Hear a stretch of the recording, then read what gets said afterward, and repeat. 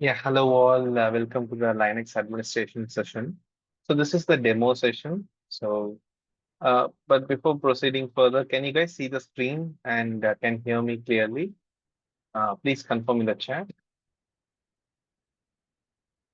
Okay. Yeah. Great. Yeah. Hi, Venkatesh. So yeah, please wait for another 2 more minutes if you don't mind. So let's see for if any more people join. If not, we will start the session. Okay, because it's already time. Yeah. Yeah. Thank you. Prasad, for confirming. Yeah, great.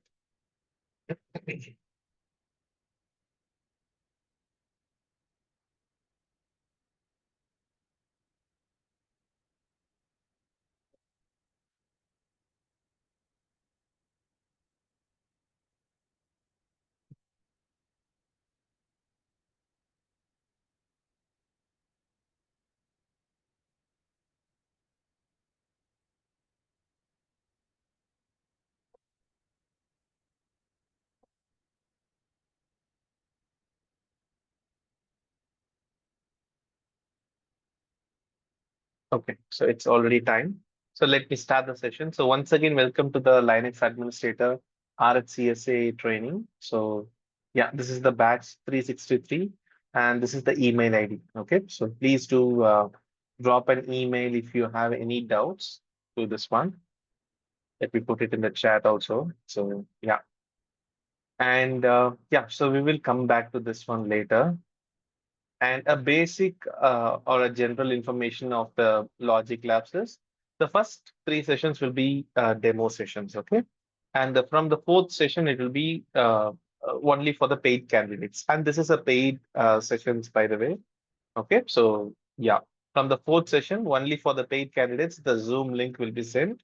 And yeah, so only they will have all the access to the notes, recordings, and like they can attend the live sessions also. Okay, so the first two sessions will be uploaded to the YouTube channel. I will show you the YouTube channel link also. Okay, but the day three recordings will from day three, it will be available only in the portal. So only if you're opted for the sessions and you can access it. Okay, and there is no batch shifting and there is no refund either. So yeah, and for any such updates, like let's say I'm not available on a such any day, any occasion, or any issue with the notes, right? So any like if there is any recordings, right? So all will be posted in this WhatsApp group. So this is the group. So if you click on that link, you can it will be redirecting you to this chat. So if you're not part of this group already, so please do join in so that any communication related to our course will be posted there. Okay, so just click on that and it will be automatically redirecting you to the WhatsApp community. Okay, so yeah, and we use Graphy as a LMS. So yeah, I will show you how the Graphy looks. Okay, so where to go for the recordings and all. And the support team is available from Monday to Saturday between 9 a.m. to 7 p.m. IST. Okay, so you can reach out to them for any issues like technical or any issue. So they're the first point of contact. Okay, so and they will connect with me if you're having any let's say technical issues or setting up your machine, any issues, right? So or payment related, right? So any such issue, they are the only person of contact, and you just reach out to this mail ID as well as this phone numbers. Okay, so let's move on to the actual demo session. And these are all the social media links. I will show you the YouTube channel, the portal, everything. Okay, so later we will see that. So yeah, so let me start the session. So firstly, how many people are familiar with Linux here? Or you have a basic idea what Linux is?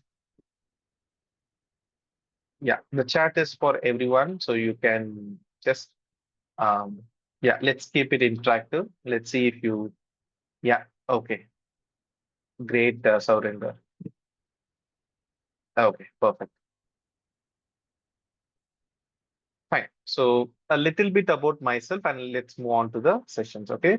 So yeah, Karthik here. So I have RHCSA certification and I'm currently working as a platform engineer in one of the MNC company. And currently working, handling more than around 9,500 servers it is actually. So all are Linux servers, and it's a combination of both cloud, a physical server, and a virtual machine all included. Okay, so yeah. So now let's move on to firstly, what is Linux and why it's still relevant to IT, right? So first we will need to check these two questions because these two are the main reason you are here, right? So you are curious about Linux first thing, or you need to, let's say, upscale in your Linux career if you're already as a Linux admin, if you're already working as a Linux admin.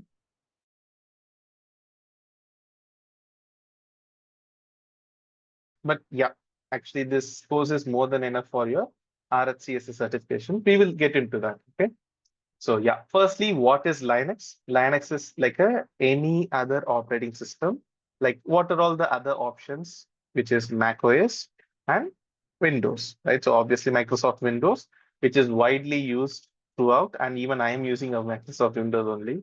And you have Mac OS, right? So even Mac is the underlying factor is Linux only. Okay, so we will dig deep into that later. So firstly, what is Linux? Like as I mentioned, it is just another operating system, but that's a huge thing, right? So we are talking in a large scale. So we are not talking about only one server. So let's say, let's consider this computer. This is for only one mission, right? So that's fine. But how about in an enterprise?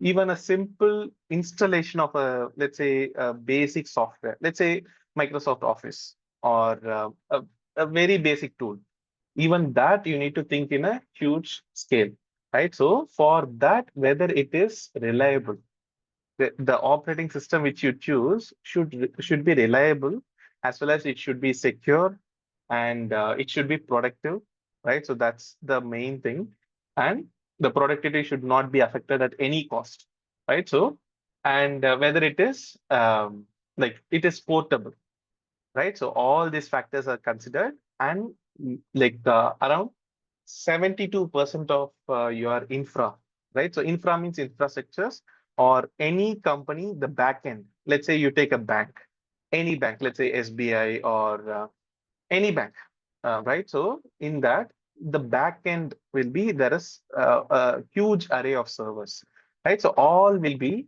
in that array of servers. Let's say 5,000 servers. In that, around 72% is only Linux servers are there, right? So you see the volume, right? So the ratio is huge. Why? Because it checks all the boxes. Okay, so the criteria which I told, all the boxes are checked by Linux. Okay, so why and how it is still relevant? Because Linux is not a latest software like let's say Docker or any containerization softwares, which is like a niche software even now for few companies, and it's like a new technology, right? So whereas Linux is a very old one, it's like 33rd anniversary it was this year, the Linux. The first message in which this person put, right? So he's the one who initiated Linux. Okay, so it was actually based on Unix. Okay, so yeah, his name is Linus Torvalds, so hence it is Linux. Okay, so he's the one who initiated the first kernel. Again, it's not a full-fledged operating system, it is just a kernel. What is a kernel? That and all we will discuss later. But the point is, he's the one who initiated, and it is one of the most famous repo in the GitHub. Okay, so yeah. And why it's still relevant? Again, I am coming back to this question. So first thing, it is open source. So now we need to understand what is an open source software and a closed source. A closed source, firstly, let me give an example so that easily you can understand. And you're already seeing the closed source example, which is your Microsoft Windows, right? So your Windows, any server or Windows operating system, anything you take, it is a closed source, right? So Windows, and you can take even Mac OS. Okay, So what do I mean by closed source? So let's say I I don't want this update settings, or I don't want this privacy, or I want this gaming to be prioritized, right? So let's say if I disable these all the tools, and I am enabling only gaming, it should work, right? So, but that's fine. But how about I'm disabling the whole service itself, right? So that's an interesting thing. And basically, if you do that also after a Windows update, right? So it will be back. So that's the issue with a closed source. Even though you somehow tweak it and modify based on your requirement, after a specific update or a feature update, it will be back to the original phase. And again, after each update, you should do the same thing. So that's not a tailored experience, right? So a tailored experience or tailored requirement is very, very crucial, especially for a production service, right? So that's what a closed source will be lacking a lot. Okay. And how about open source? So it's the exact same thing, but what Linux does in a better way is you are the one who need to initiate all the services. It's like an open book. Anything and everything, you are the one who need to write the content, right? So it will be there, or you should just pick it, right? So that's the best thing, right? So you can just let's say you will never use gaming in your mission. It is just for productivity. You will never install this software, or you will disable the service altogether, and it will be disabled forever, right? So that's the whole context of closed source and open source, and we will discuss this deep in later sessions. So as of now, that's the main criteria, and as I mentioned, the ratio of Linux machines is 72 percentage in infra, and it is keep on growing, guys. So it's like as of now, it is 72. Okay, so it's keep on growing based on, again, this is a vague number, right? So let's say in our company, we use around, it might be even more than 85 percentage, because I hardly see a Windows server. Okay, so and Mac OS, there is not even a servers in our cases, right? So that's the whole point. So based on your company, this percentage will change, but the point is Linux learning a Linux is a necessity nowadays, right? So even as a developer or as an infra person, you need to at least learn the basics, and that's the main motto of our course. Okay, so let me move on. And what is Red Hat in general, and what is RHCSA? Okay, so firstly, Linux is an open source, and let me go to one interesting website which is called as DistroWatch. This is a website which is tracking all the open source different versions of Linux.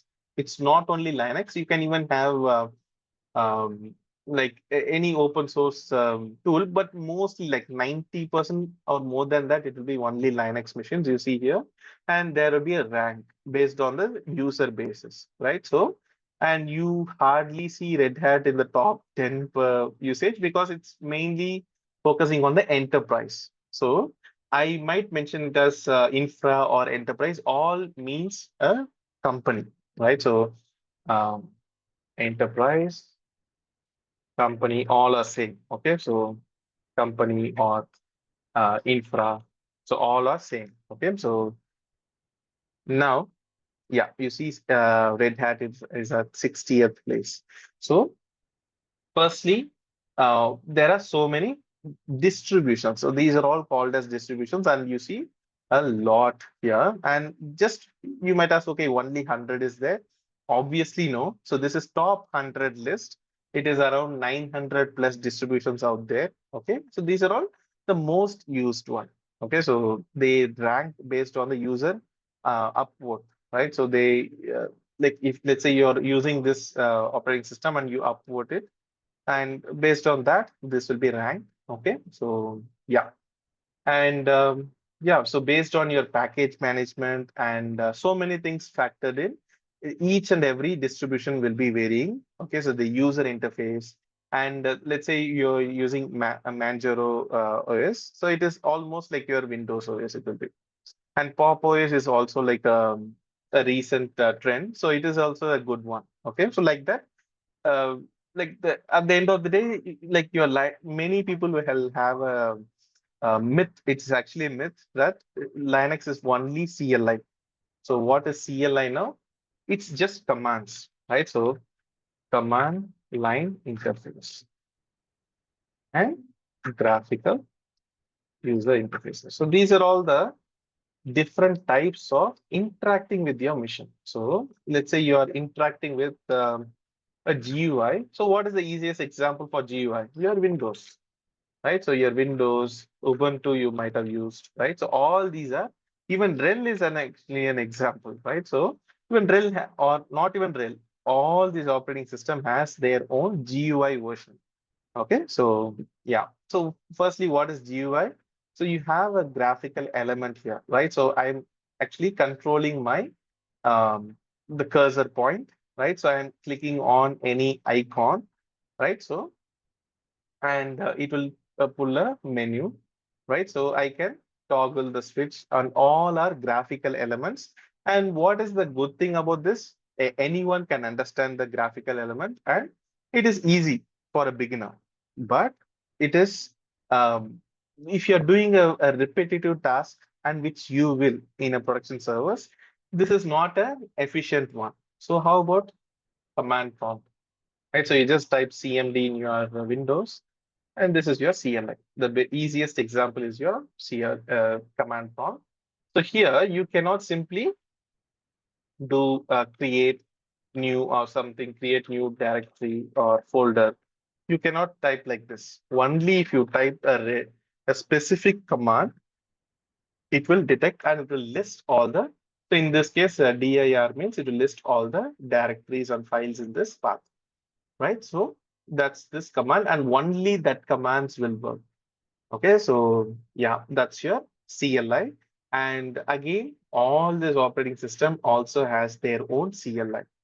Okay, so it's not like only selective operating system has CLI. Almost every operating system in this list especially has CLI.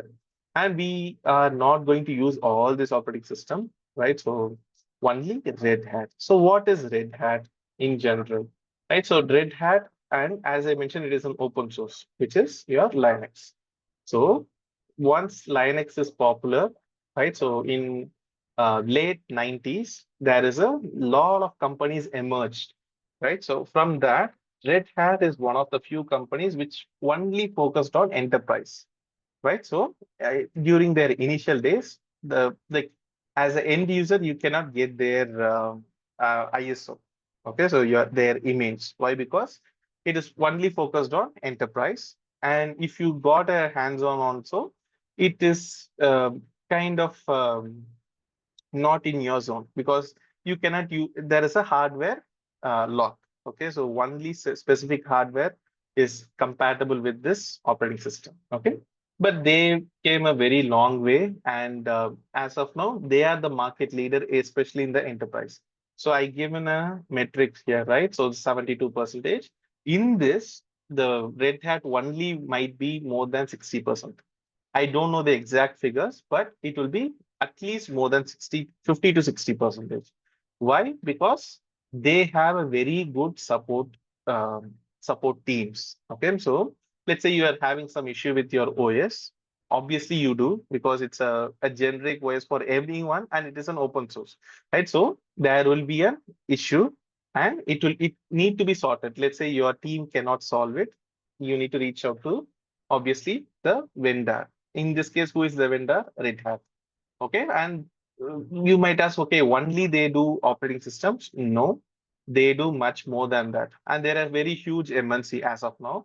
So you might have heard Ansible, right? So Ansible, they are the one who own Ansible, and they have OpenShift. Okay, so and OCP. Okay, so OCP is a cloud platform, and yeah, OpenShift container platform, and we have automation. It is a huge list. Okay, so they have their own satellite services, and OpenStack is there. right? So all these are a JBoss is there, right? So lot of applications, and actually 3 years ago, actually IBM acquired Red Hat. Okay, so it's that huge, and currently it is IBM owns Red Hat. Okay, fine. So coming back to our slides, so why Red Hat in specifically? There is a lot of certifications out there, right? So you have LFCS, right? So LFCS and POM PIA plus, right? So and much more. So why specifically RHCSA? What is the need? So RHCSA is one of the important certification which has its own credibility. And again, the disclaimer is our course only, sorry, it doesn't only revolve around this course or sorry, this certification. We will be seeing all the hands-on which I have, right? So what as a sysadmin, let's say as a 2 year experience sysadmin, what you will understand, right? So, like, let's say you are done with my sessions. That's the job. What a 2 year experience, or much more than that. At least 2+ years of experience will do those specific tasks on day-to-day basis. Okay, so it's not like only RHCSA will be doing, because if we see only that, the syllabus will be very less. Okay, so just one. I also have the question papers. Okay, so only that we won't cover. Obviously we will see that, but the point is it's not only that. Okay, so we will see much more than that.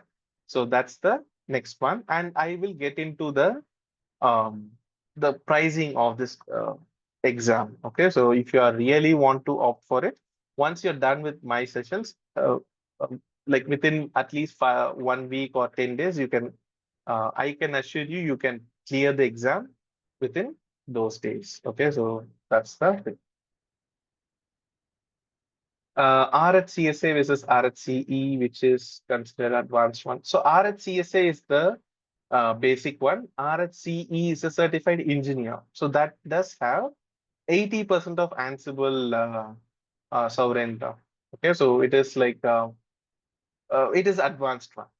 But this has much more credibility, because if you are really looking for an Ansible engineer role, right, or automation engineer role, for that RHCE matters. Okay, so again, it's like depends on the company. So if they really want you wanted a certified engineer, they will consider it. But if you put a RHCSA as in an in your resume, it is like you're affirming the interviewer that you know the basics and intermediate level.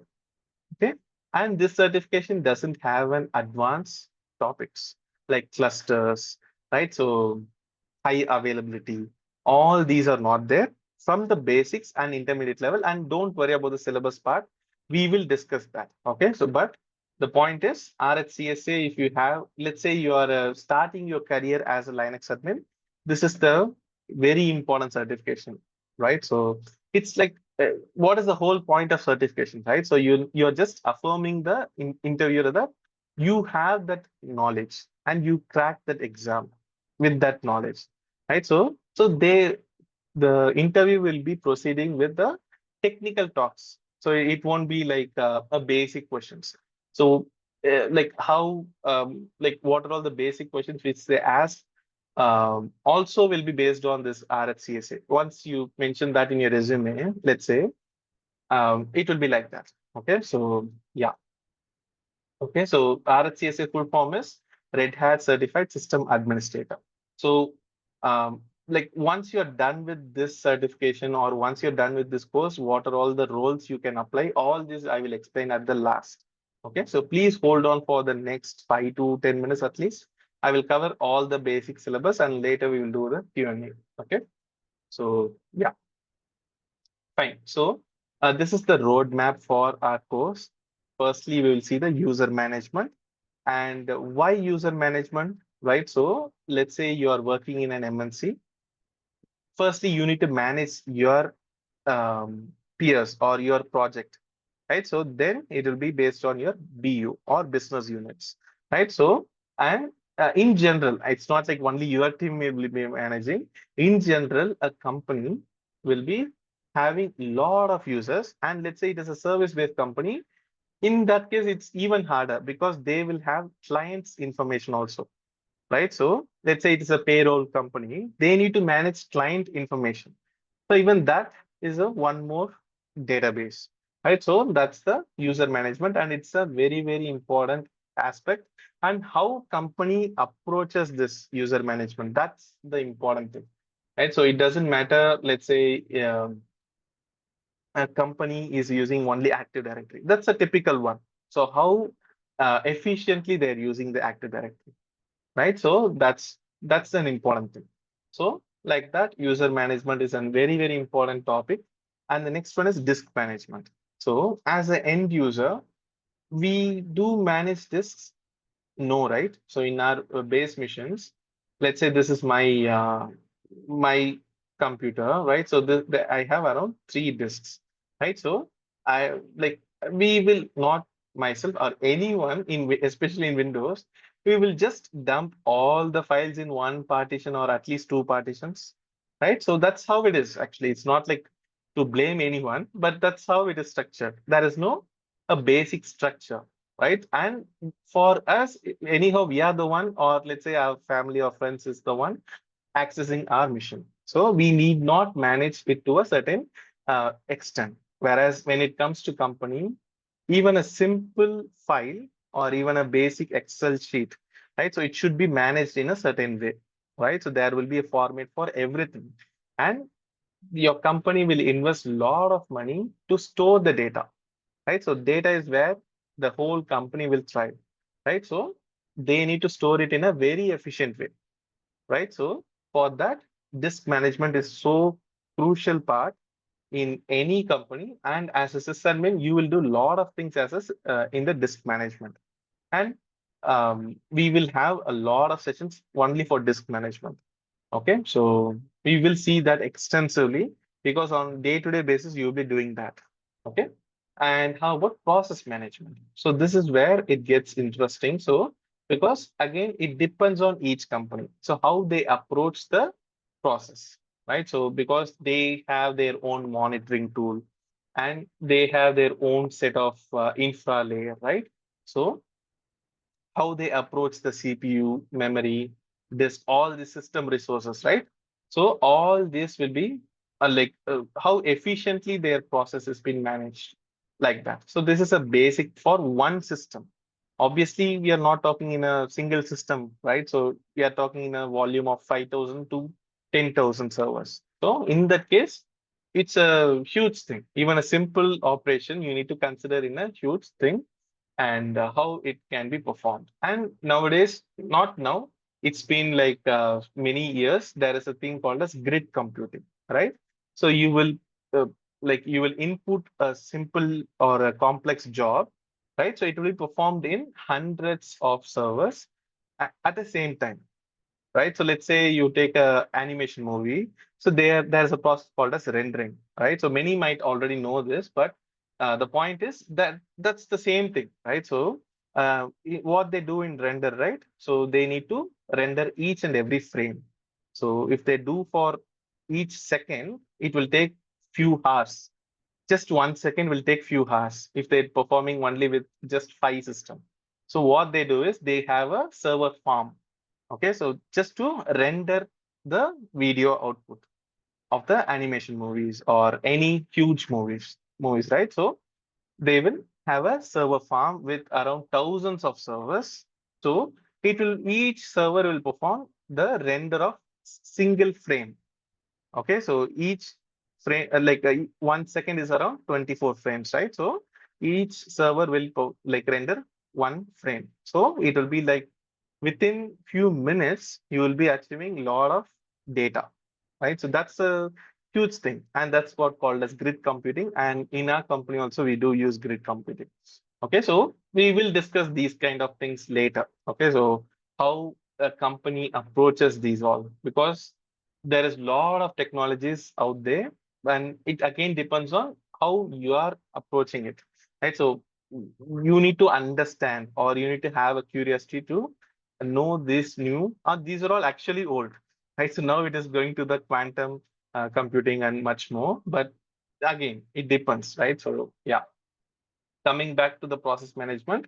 So how efficiently it is being processed, right? So each process, and if something went wrong in the process management, the next one is your troubleshooting. So you are the one who need to troubleshoot at the end of the day as a sysadmin, because you are the one who have the access to troubleshoot, right? So you will have access to all the logs. So what is a log, by the way?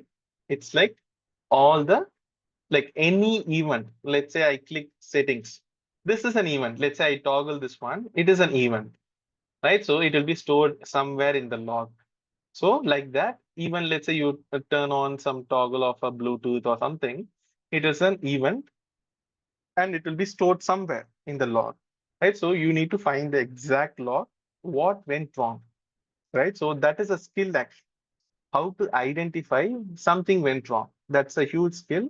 As a sysadmin, you should master that skill, and we will discuss all that. Okay. And the last thing is why I specifically mentioned as basic networking. Why not networking in general? I did mention this because networking itself is a huge subject.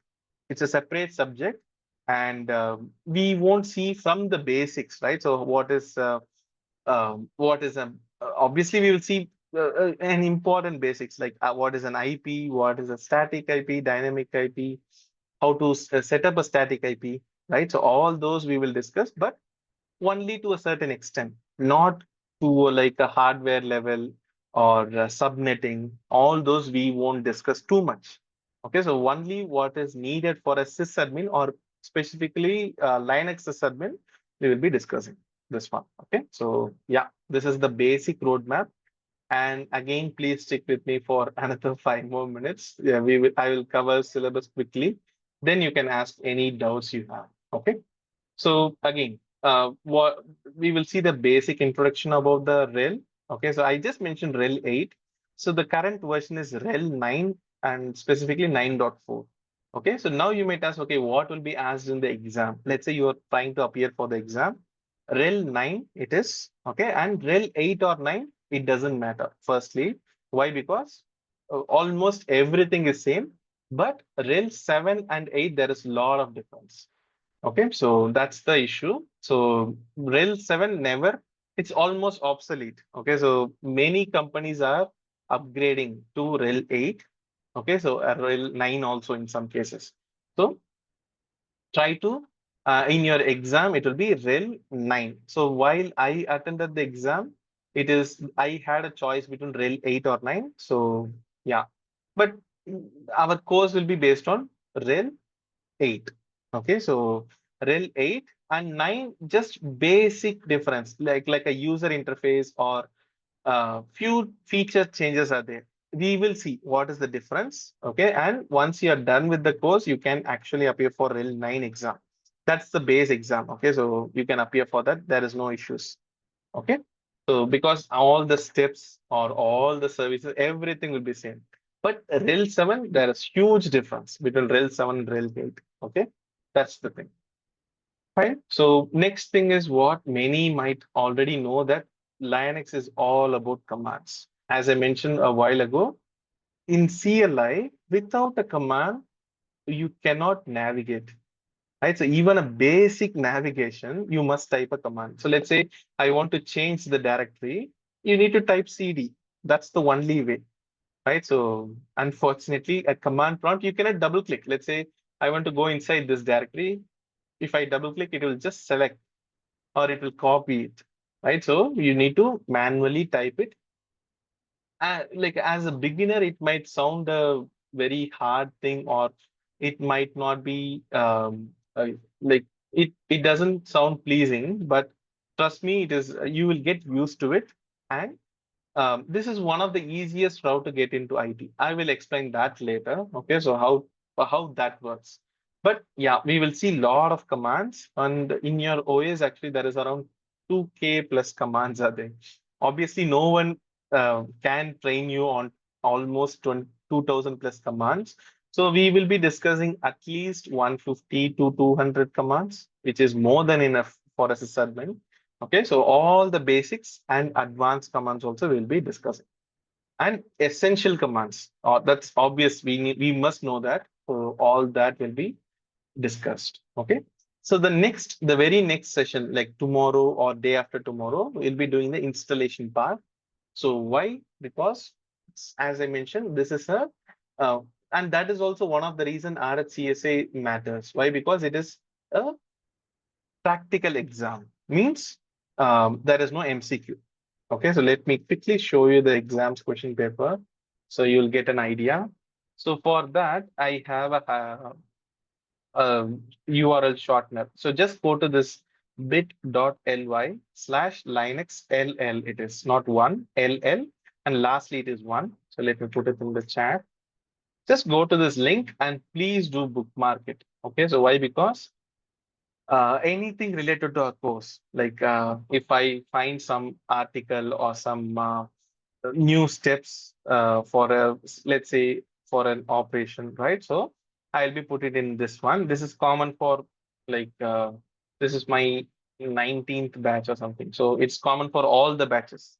Okay, so please do bookmark it, and this link will never be changed, so don't worry about it. But yeah, please do bookmark it. And the installation files is here.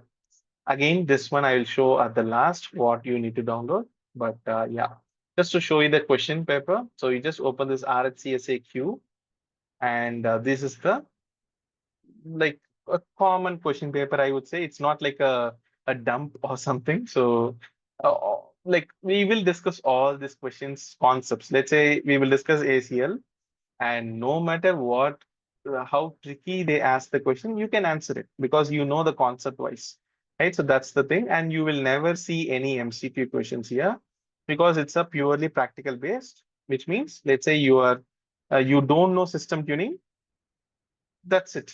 You cannot answer that question. So that's the thing here, right? So yeah, so system tuning or any such topic, you must like practice, right? So it's not to how to say, threaten you or something, but that's how it is, right? So that's the structure they've been following for so many years. So yeah, there is zero MCQ questions. Okay, so please do see this in your free time, and this link is open for anyone. So again, if you're having hard time with the URL shortener, you can go to this link and bookmark it. Okay, fine. So coming back to the syllabus, the performance monitoring, the next one, and the installation. I will show you all the three methods, guys. One is VMware installation, which is the local one, means within your system. And let's say you are using your enterprise laptop, so you are logged, right? So you don't have the admin credentials. So please don't ask for admin credentials to your company or something. So because you have an other method, which is all the CSPs, like cloud service providers, right? AWS, GCP, Azure, even your Alibaba Cloud, all these you can use. Okay. So yeah, and we will see how to do all these installation part later, not today, right? So it will take time. So I will show you each and every step how to install, and I will show you how to do in AWS also, AWS or GCP. Azure actually only for how many people are here, students here in this meeting? Can someone put it in the chat? If you're a student, then that is a good thing because okay, great, Abhi. So because you will get $100 free coupon from Azure, so you can use that. But obviously, many might not be a student here, right? So in that case, please don't worry, right? So anyhow, I'll show you how to do it in AWS as well as GCP. Okay, so both give a free tier account. So I will show you how to do all that. Okay. So the next one is performance monitoring. As I mentioned, how efficiently it will be performing. So let's say you're even for a basic example, let's take the Chrome, which is notorious to have a lot of memory usage. That's obvious. Any browser will do that, but Chrome goes one step further and use a lot of memory, and how efficiently that memory is being used. So obviously it consumes a lot, but you see, I have a lot of extensions, right? So in that case, how efficient, so like let's say my extension should be like initiated within seconds. So obviously that memory should be utilized, right? So effectively, that's the whole point. So that's the thing. So all the system resources, not only memory, your CPU, memory, disk, and all these are your system resources. Okay, so which is your CPU, memory, GPU, disks, and network. So based on this, your whole there is a plethora of softwares or components out there. Just because of this five components, it varies, right? So in this case, I cannot handle like multiple applications because I'm restricted or I'm capped with only 8 gigs of memory. But in your work environment, it won't be the case, right? So obviously they will have like 20 times more than my memory. So that's the thing, right? So based on resources, it does vary a lot, right? So yeah, fine. So and what is the performance monitoring tools out there? Because this is for only one system. How to monitor multiple system? You have a monitoring tools. So what are all the monitoring tools out there? It is, you might have heard few tools: Grafana, Zabbix, New Relic, and Dynatrace, which is a very famous one for APM, application performance monitoring. And for log monitoring, you have Splunk and ELK stack.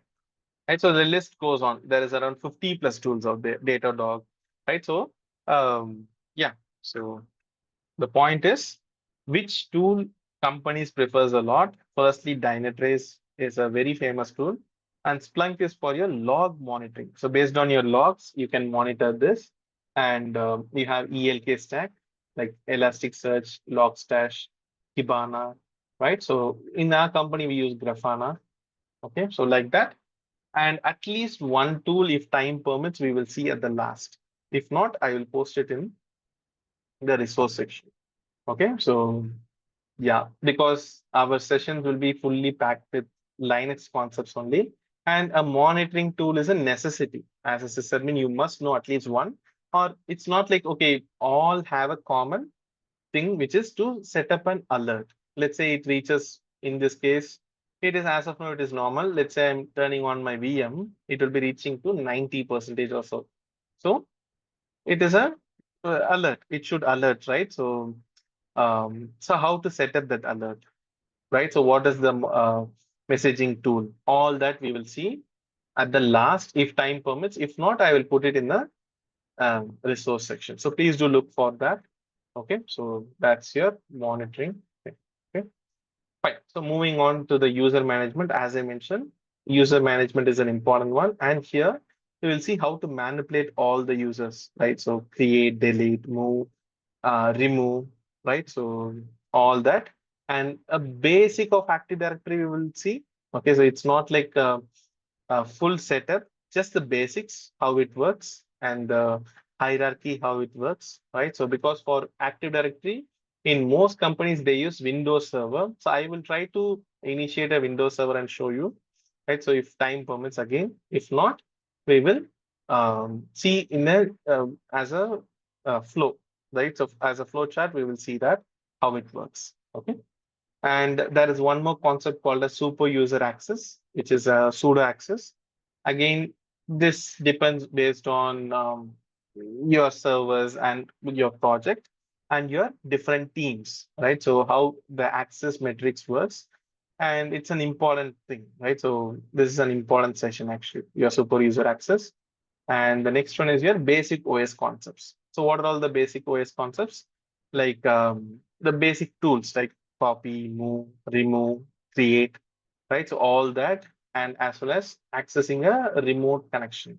So again, you might have already done it, but we will see in a very extensive way, like what is SSH, why we are doing that, and what actually happens while you do the SSH, right? So all that in extensively, we will see that. And the next thing is archive. So what we, in general, what we archive are old photos or old videos, right? So like the things which we need, but not now, but later, right? So that's what we will archive. And how about in servers, what we they will archive in companies? They need the old logs, right? So let's say some issue occurs, they need to backtrack and do the postmortem that this issue is been occurred like 1 year back, the same time frame, the same issue occurred, right? So like that, for that backtracking, you must have a lot of archive, and companies do have a lot of archives. Okay, so there is a separate section for that. We will see that also extensively how to do all that. Again, a file manipulation, right? So create, delete, copy, move, remove, all that file-based thing, as well as the hard link, soft link. Again, we will do this. And the next one is file permissions. So what is a file permission? So we take it for granted, especially in Windows, whereas here it is a very important metrics, which actually which differentiate each and every um, member or each and every team, how they approach the file. So let's say one team doesn't have an access, literally they don't have an access to that particular file like that. Okay, so how to provision that, how to revoke that, and how to provision only for certain teams. All that we will be discussing in file permissions. And again, that is an interesting concept because as of now in Windows, you might have not used that. In Windows also it is there obviously, but it's not that effective, right? So we will see that one. And the server patching. So let's say once you joined your company, they might put you to a patching team. So what is a patching, and why we need to patch the server for every quarter or every like every 6 months once, right? So like all that we'll be discussing. Okay, so how patching works. Okay, and you can even put that in your resume. Okay, so yeah. And the next one is your system admin basic activities, all the activities what you do, and this one we will see in next session, guys. Okay, so the booting procedure. As a sysadmin, anyone should know that what is a booting procedure. And yeah, so how to interrupt, let's say something went wrong, how to interrupt it, and you are the one who need to troubleshoot it. Because let's say it is boot loop. So means if I turn on my system again and again, it is restarting automatically. So what went wrong and why all of a sudden it went wrong? Right, so you need to diagnose that, and we will see that. Okay, so how to do all that, and this is also the same, interrupt the boot, and this is the as I mentioned, how to identify which process is the culprit, right? So you need to identify, okay, this is the process which is consuming a lot of memory, CPU, disk, or any other system resources, and you need to kill it. So all that we will be discussing. As a sysadmin, you must know all these. Okay, so that's the thing. And what is tuning profile we'll discuss, as well as how to locate a log file. As I mentioned a while back, that itself is a skill. So how to locate a log file and diagnose it. Because with just with log files, only you can have a evidence, right? So something went wrong, only with log file you can identify, because as I mentioned many times, the servers are, you have a lot of servers, not 10 servers, right? So many servers are there, so that's the only thing, log files. Okay, so again, how to start, stop any system services, and how to transfer files between different servers using SAP, rsync, WinSAP, all these different methods. And the next one is your disk management. So just few more. So just stick with me for some time. Okay, so yeah, how to do the disk management. As I mentioned, it is an important concept. So we will be seeing LVM, means logical volume management. Okay, so let me quickly type it.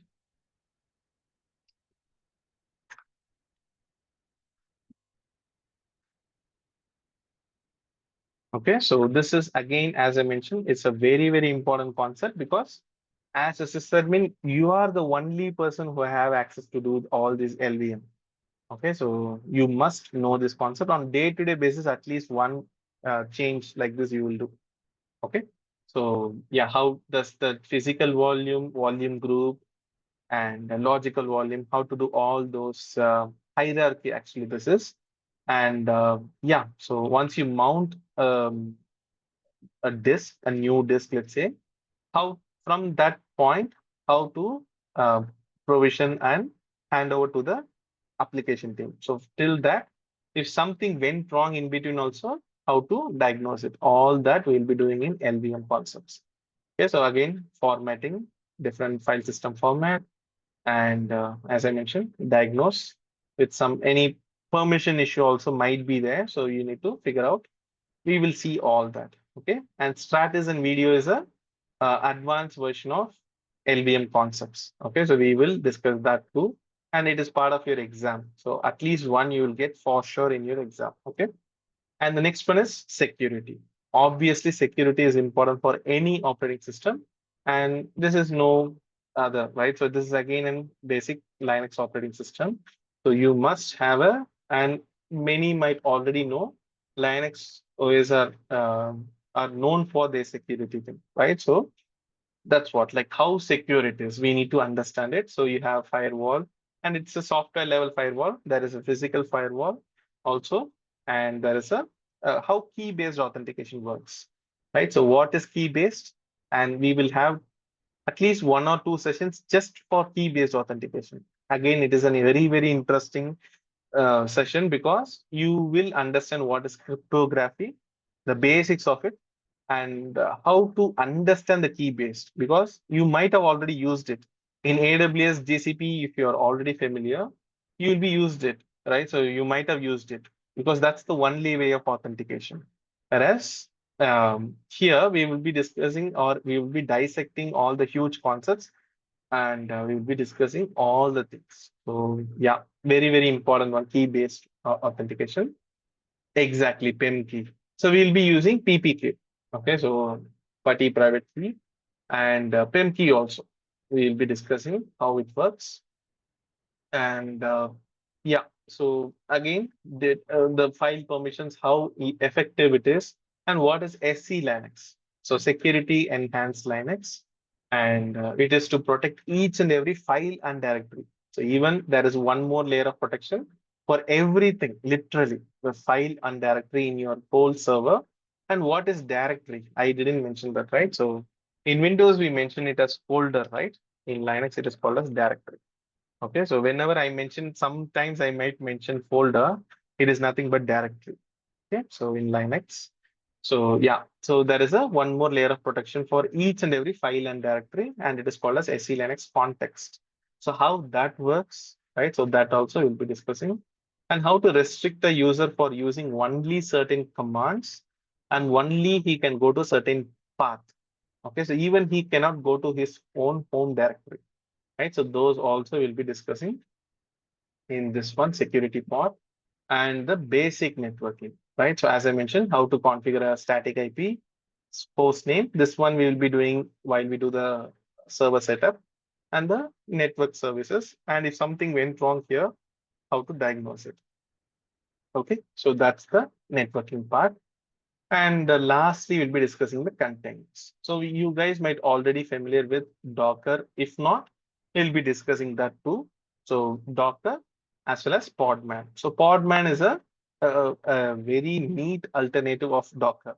It's like exactly the same. Okay, but Podman is a open source. Docker is also, but as of when it comes to enterprise, you need to pay for it.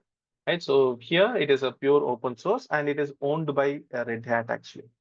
A major stake is owned by Red Hat for this Podman. So yeah, we will be discussing that. And in your exam, actually, you will use Podman only.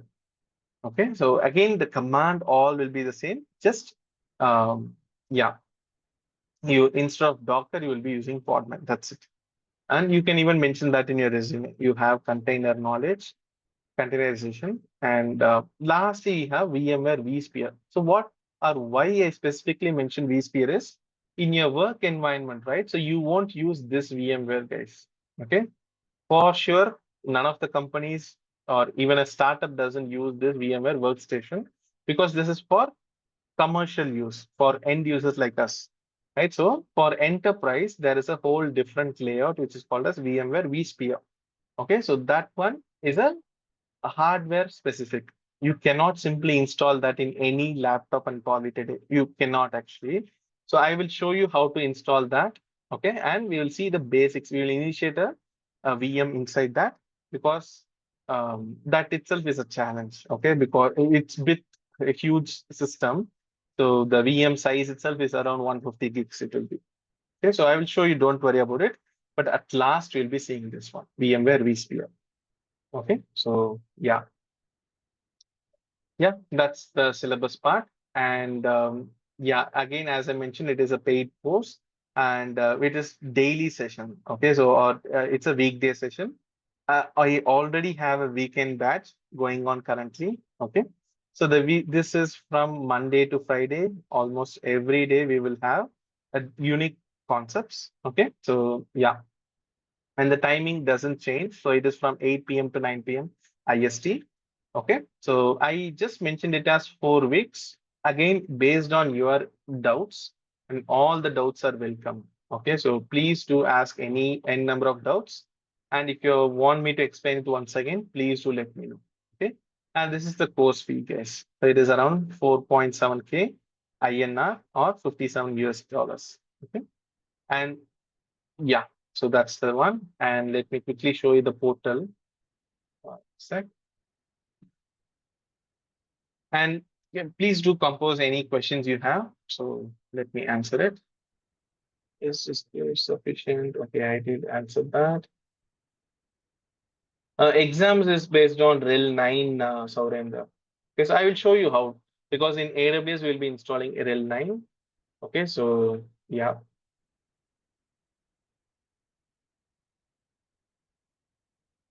GitHub student developer pack. No, Abhi.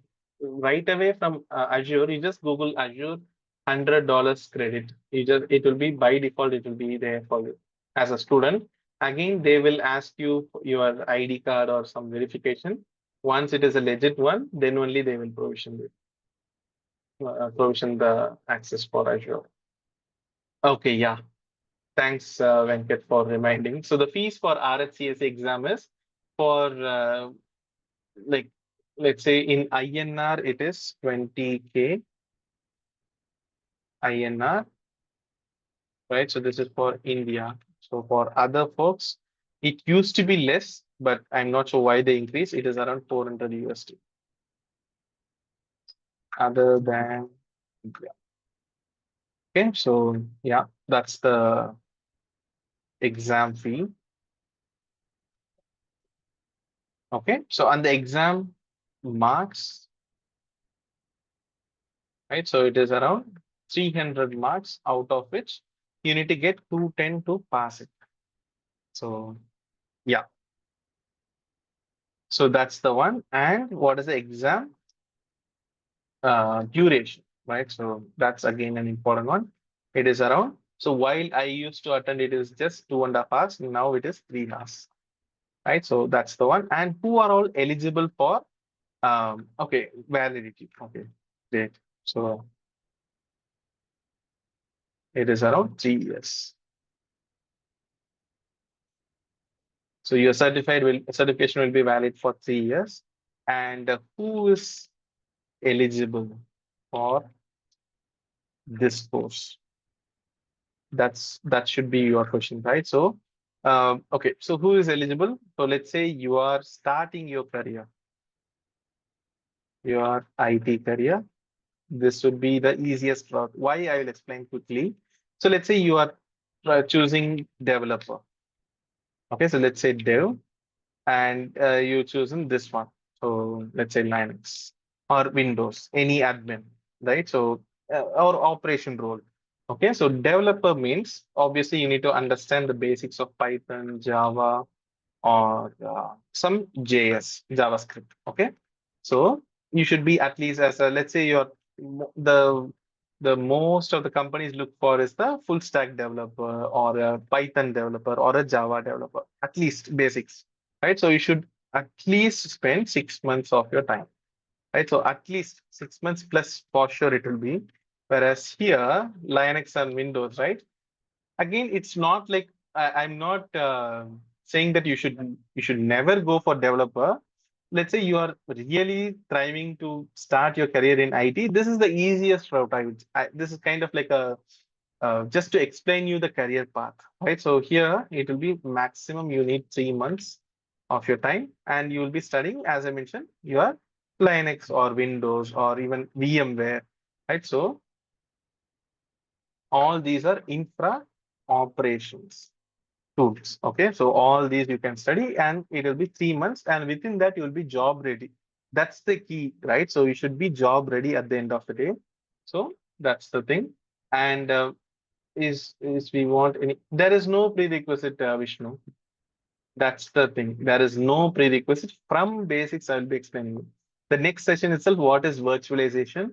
What is containerization? Right. So the next thing is how to install and what is booting. All these are basics, right? So from basics till intermediate, you will be seeing. So let's say you're already a Linux admin, right? So it is like a revamp of the knowledge. So let's say you're already a Linux admin. It is just to revamp your basic knowledge, right? So again, basics are very important for any sysadmin, and it's not only basics, as I mentioned, right? So an intermediate level also you'll be seeing, and my way of approach you'll be seeing, right? So uh, obviously you might have used a certain way in your company.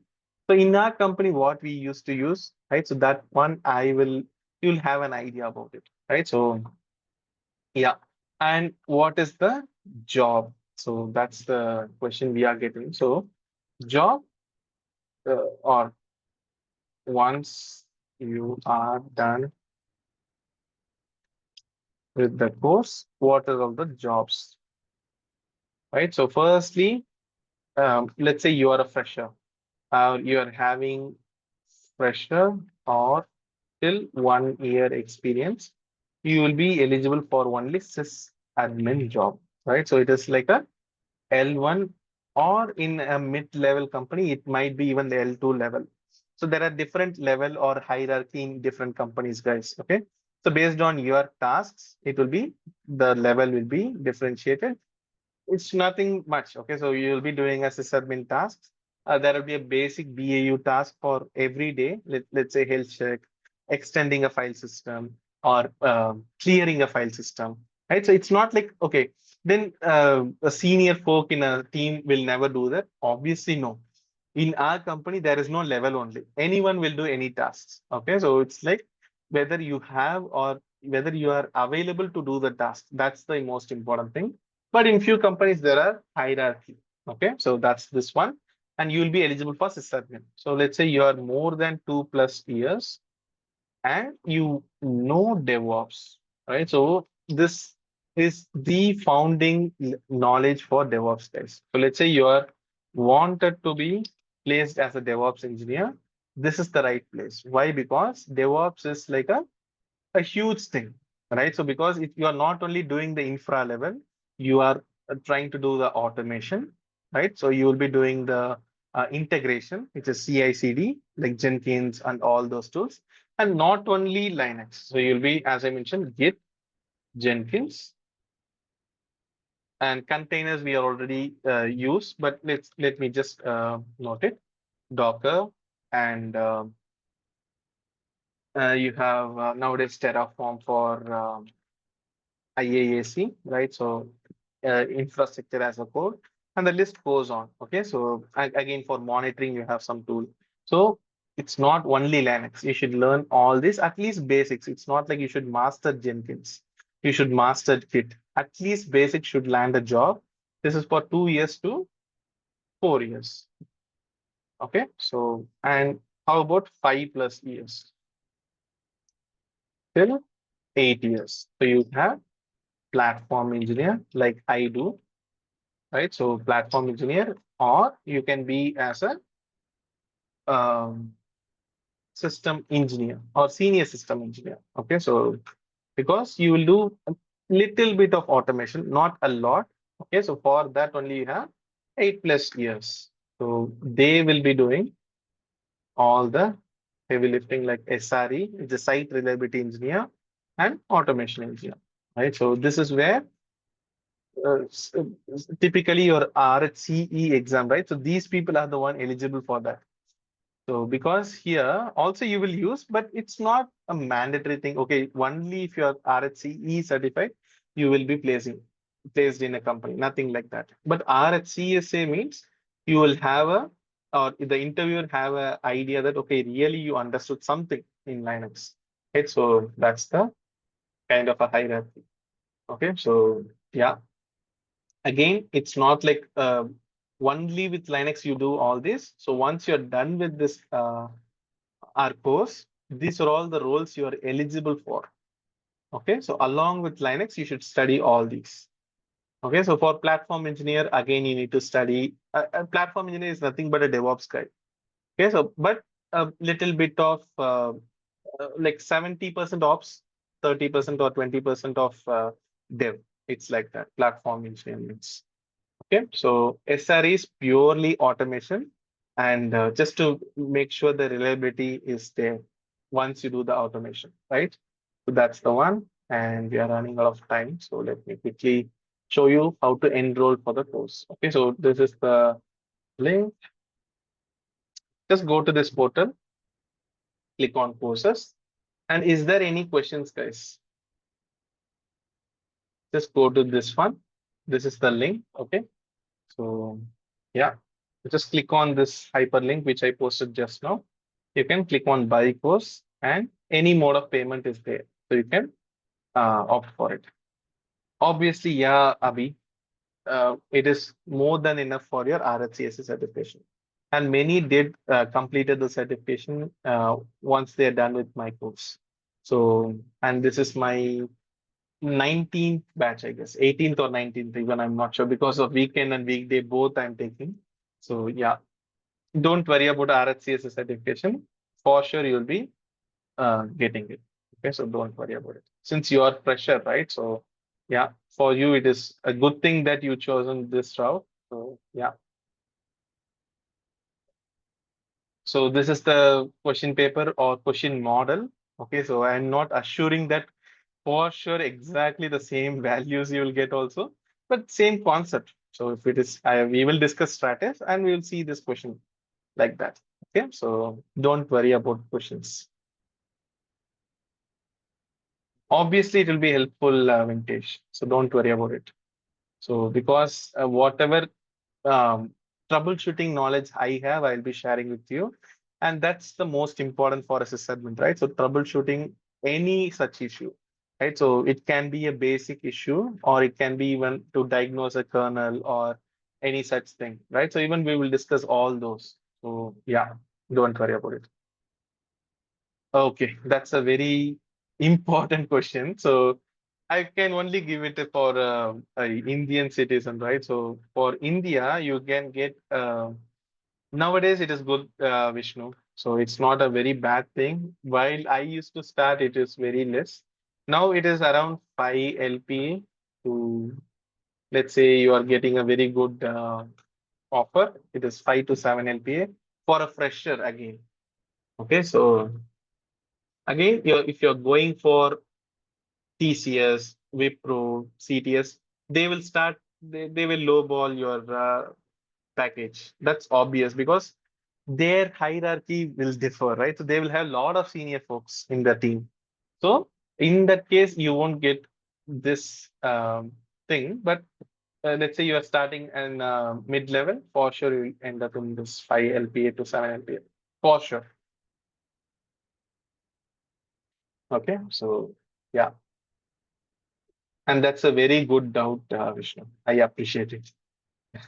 Very important one actually, because that's what matters, right? So at the end of the day, you should upskill yourself and you should end up in a very good and very healthy company. So that's obvious for anyone, right? So great. So this is the course, and let me show you the YouTube link. Just hold for 2 more minutes. Sorry, I'm taking a lot of time. So yeah.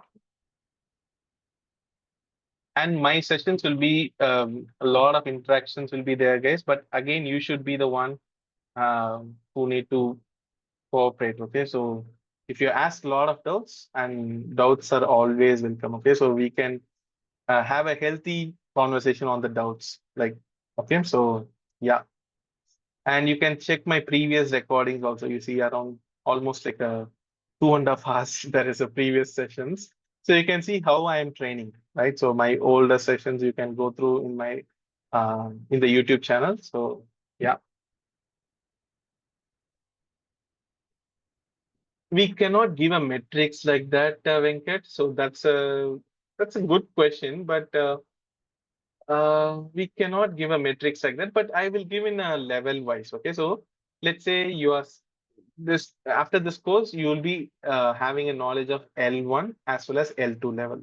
So L2 level in the sense, you will be diagnosing the issues and solving or troubleshooting any issues you are facing in the infra level. Okay, and that's what as a percentage, no one can. There is no metrics, right? So you cannot give a percentage, but all the concepts in your exam as well as let's say 2 to 3 years of experience, you will be for sure eligible for this role at least. But you should put your knowledge one not only on Linux, you should have knowledge on these also. Yeah. Okay. So again, don't worry too much about like, okay, for sure I should prepare for this package only. Don't have that mindset. Just prepare yourself. And since let's say in Abi or some new or they're starting their career here, right? So in that case, it's a good thing that you chosen this route. As I mentioned, this is one of the easiest route as far as I know.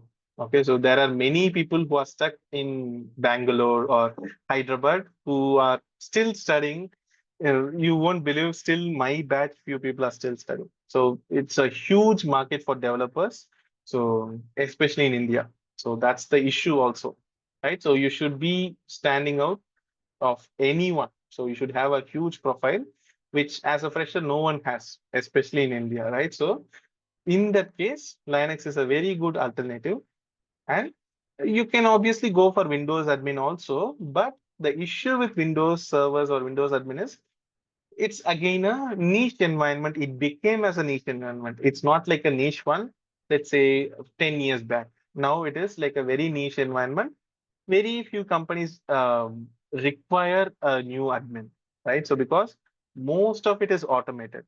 So let's say you're doing a patching, there will be a batch job already there for a patching. Just you need to run the job, right? So you won't even able to see what is the coding behind the job, right? So like that, as a Linux admin, you have a lot of exposure, and you, as I mentioned, only if you know Linux, you are eligible for all these roles. It's like a foundational knowledge. Okay, so yeah, it's a good thing that you guys ended up here if you are starting your career. So for sure, this is the right place. Okay, so yeah, obviously, yes, Venkat, work related issue, all that we will resolve. Final one. Obviously, no. I would 200% against. I support AI, but AI can't replace the sysadmin tasks, right? So it can automate.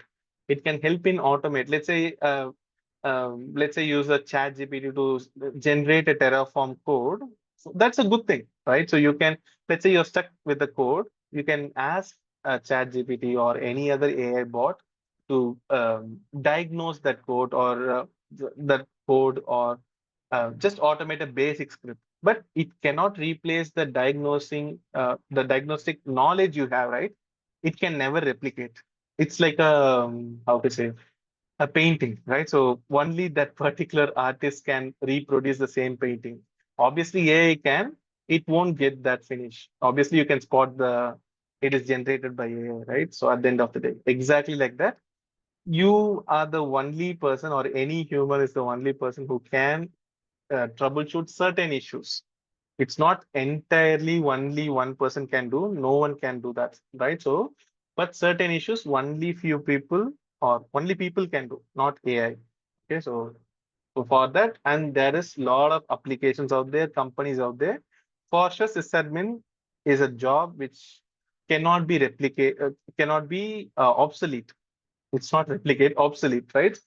So it won't be obsolete. Like let's say 15 years down the line, there won't be a sysadmin. Obviously, no, right? So there will be a lot of sysadmins at that time because just to maintain this AI, you are at the end of the day where your AI is stored under a server, and for to maintain a server, there is a sysadmin, and to automate it, there need to be a platform engineer or SRE, right? So it is actually creating jobs rather than making it obsolete. Okay, so yeah, it's other way around if you think about it. Okay, so yeah, so yeah, Venkat.